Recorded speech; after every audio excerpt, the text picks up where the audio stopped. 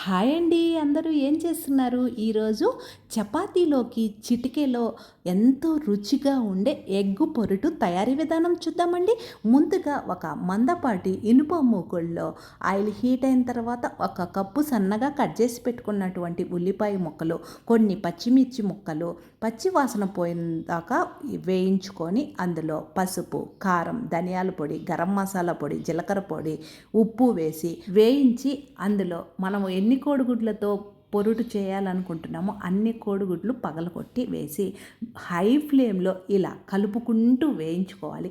ఇలా పొడి పొడిగా వేయించుకున్న తరువాత చివర్లో సన్నగా కట్ చేసి పెట్టుకున్నటువంటి ఒక గుప్పెడు కొత్తిమీర వేసుకుంటే ఎంత రుచికరమైన కోడిగుడ్డు పొరుటు రెడీ. ఇది చపాతీలోకి సూపర్గా ఉంటుంది. ఒక్కసారి ట్రై చేయండి. ఎలా వచ్చిందో కామెంట్ సెక్షన్లో తెలియచేయండి. Thank you.